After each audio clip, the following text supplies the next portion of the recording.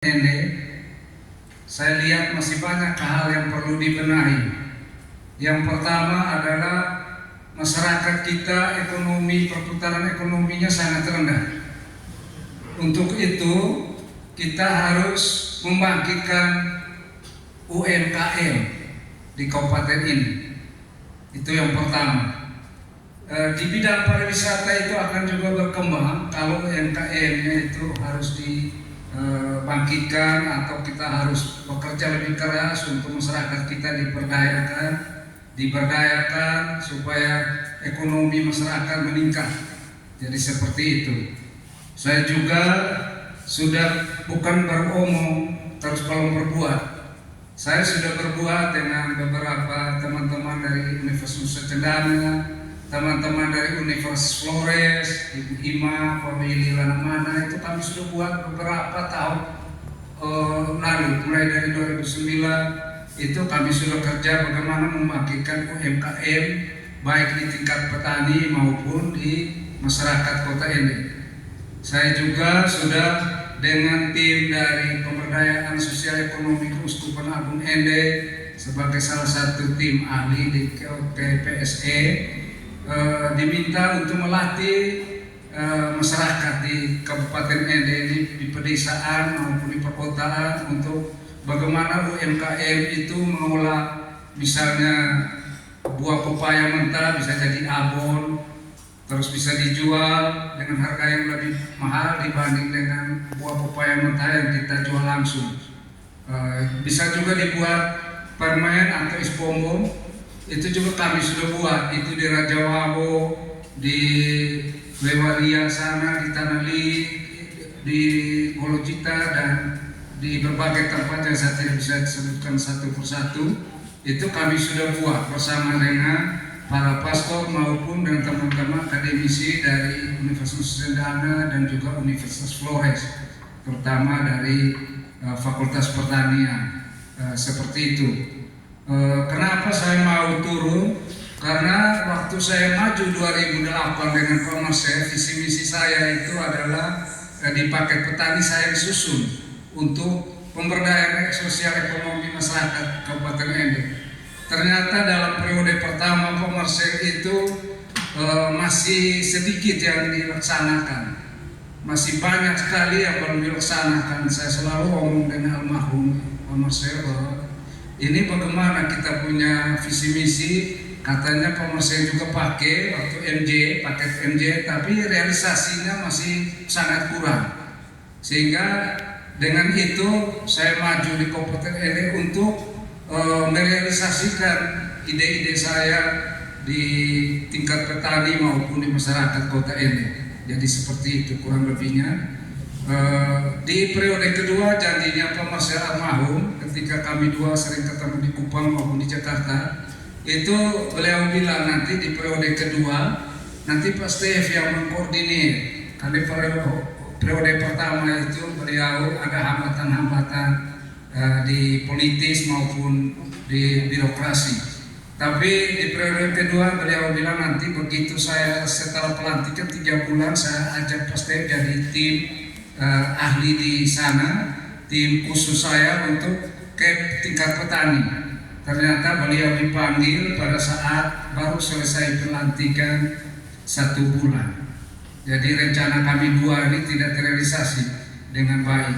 Untuk itu ketika beliau meninggal, saya ketika datang di Kupang saya urus sampai beliau ke Ende dengan pesawat, sampai di Ende saya datang ke Kubu dan saya langsung bilang Komersil saya akan maju berikutnya.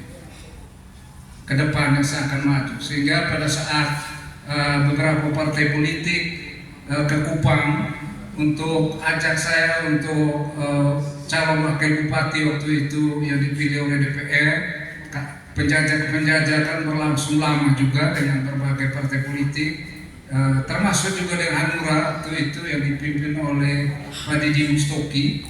Ya, Pak Didi Mustoki. Ternyata saya lihat ada yang mungkin saya tidak mungkin terpilih, itu di feeling saya.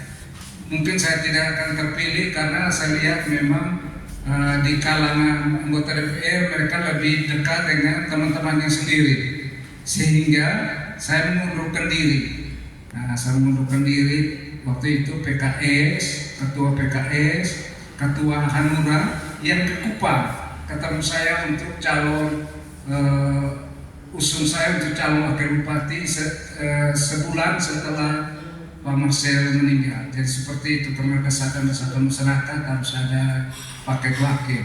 Kalian yang ada di ruangan ini pun jadi saksi waktu itu kami masuk keluar dari partai ke partai untuk kita berdiskusi untuk calon mendampingi pejabat. Tapi pada titik terakhir saya harus mengundurkan diri karena suasana dan situasi yang menurut saya tidak memungkinkan saya akan terpilih. Dan saya akhirnya ambil keputusan siapkan diri untuk maju di periode berikutnya untuk calon bupati. Jadi seperti itu.